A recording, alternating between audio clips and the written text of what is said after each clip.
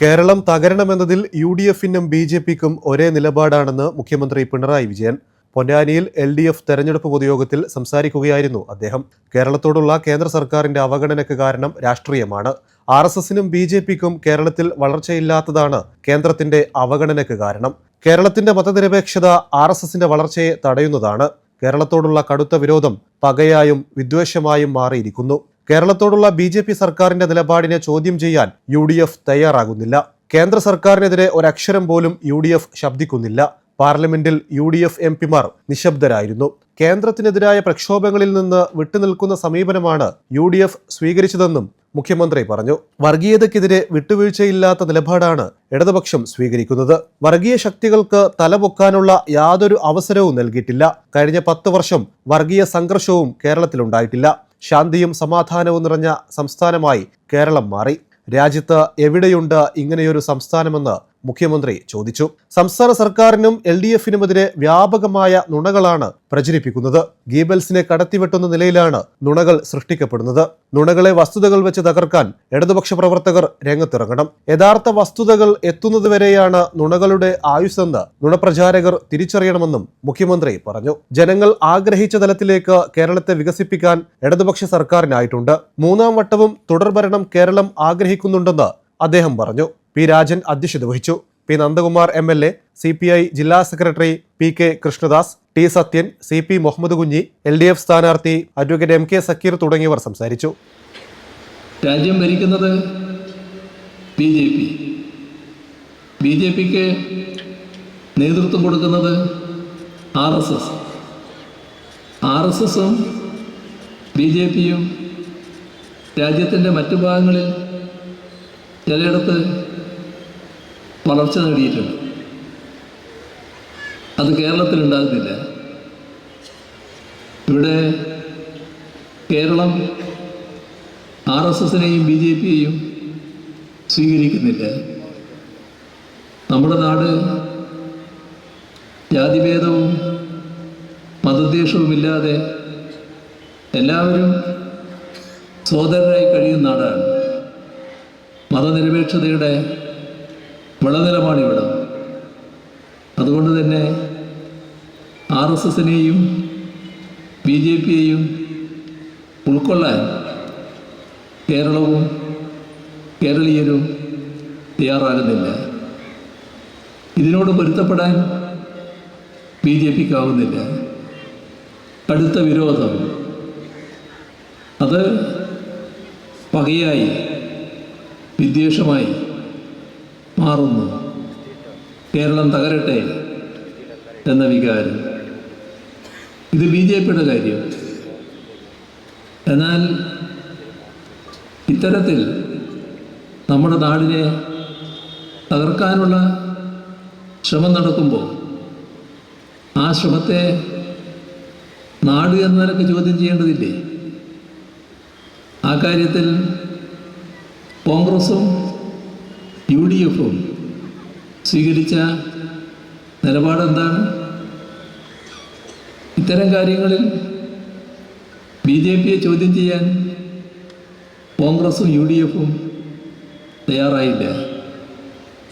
നമ്മുടെ നാടിനെ വലിയ തോതിൽ അവഗണിക്കുമ്പോൾ അരയക്ഷരം അതിനെതിരെ കോൺഗ്രസും UDF-ഉം ശബ്ദിച്ചില്ല. പാർലമെൻറ്റിൽ കേരളത്തിൻ്റെ പ്രതിനിധികളായി നിരനിരയായിരിക്കുന്ന UDF MP-മാരുണ്ട്. അവരുടെ കൂട്ടത്തിൽ ഒരാൾ പോലും കേന്ദ്ര ഗവൺമെൻറ്റിൻ്റെ തെറ്റായ സമീപനത്തെ വിമർശിക്കാൻ തയ്യാറായില്ല. BJP-ക്ക് മനസ്സിന് ചെറിയ വിഷമം പോലും ഉണ്ടാകരുത് എന്ന നിർബന്ധം കോൺഗ്രസിനും UDF-നും. അതിൻ്റെ ഭാഗമായി പാർലമെൻറ്റിൽ സംസാരിക്കുമ്പോഴൊക്കെ കേരളത്തെയും കേരള സർക്കാരിനെയും കുറ്റപ്പെടുത്താനാണ് UDF MP-മാർ ശ്രമിച്ചത്. എല്ലാം നാടിനെതിരെ വന്നപ്പോൾ പ്രക്ഷോഭം നടത്താൻ നാം തയ്യാറായ ഘട്ടത്തിൽ കോൺഗ്രസിനോടും UDF-നോടും നമ്മൾ അഭ്യർത്ഥിച്ചു, ഇത് നാടിൻ്റെ പ്രശ്നമാണല്ലോ, നമുക്ക് ഒന്നിച്ച് കേരളത്തിൻ്റെ പ്രതിഷേധം രേഖപ്പെടുത്താലോ. അവരെ മറുപടി, ഇല്ല, ഞങ്ങളില്ല. എന്താ അത് കാണിക്കുന്നത്? അവരെ 2016 വരെ കേരളത്തിൽ ഓരോ ഘട്ടത്തിലും ഭരണം നടത്തിയവരല്ലേ, വിവിധ ഘട്ടങ്ങളിൽ ഭരണം നടത്തിയവരല്ലേ.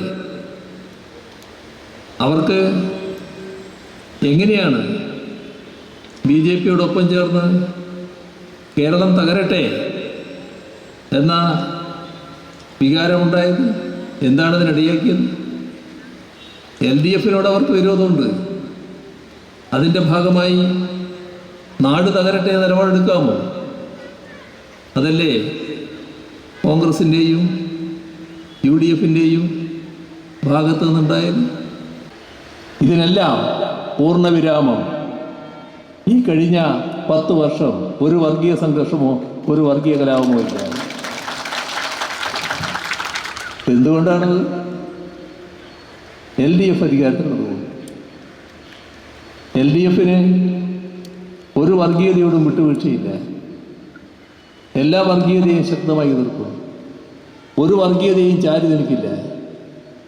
എവിടെയെങ്കിലും വർഗീയ സംഘർഷം ഉണ്ടായാൽ കർക്കശമായ നടപടി അതിലൂടെ നേരിടും.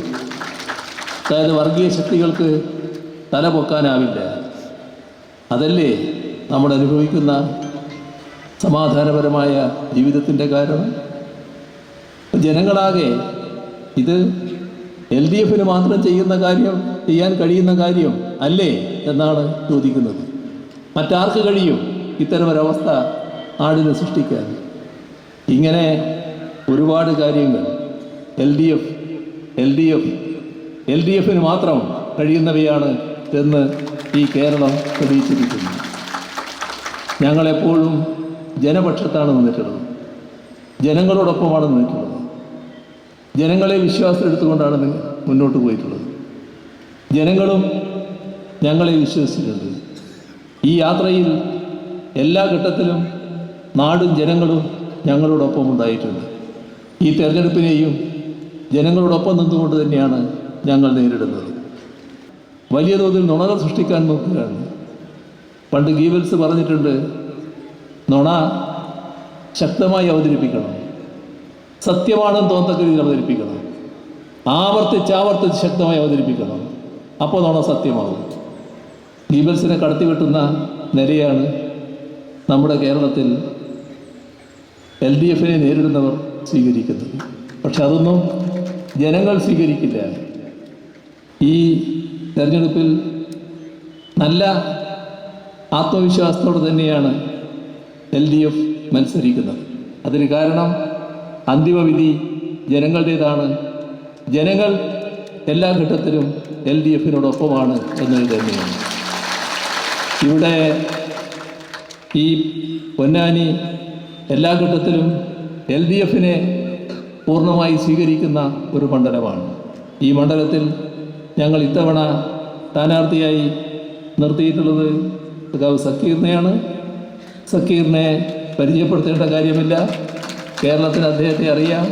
നല്ല നിലയിൽ അദ്ദേഹത്തെ ഏൽപ്പിച്ച ചുമതലകൾ നിർവഹിച്ചിട്ടുള്ളതാണ്. PSC-യുടെ ചെയർമാൻ എന്ന നിലക്ക് വളരെ സുദൃഢമായ പ്രവർത്തനമാണ് അദ്ദേഹം കാഴ്ചവെച്ചത്. വഖഫ് ബോർഡിൻ്റെ ഉത്തരവാദിത്തം ഏൽപ്പിച്ചപ്പോൾ അതിലും കാര്യങ്ങൾ നല്ല നിലക്ക് നിർവഹിച്ചു വരികയായിരുന്നു. ഏതായാലും നല്ല കാര്യശേഷിയുള്ള ഒരു ആളാണ് സഖാവ് സക്കീർ എന്ന് പൊതുവെ നിങ്ങൾക്കെല്ലാവർക്കും അറിയാം.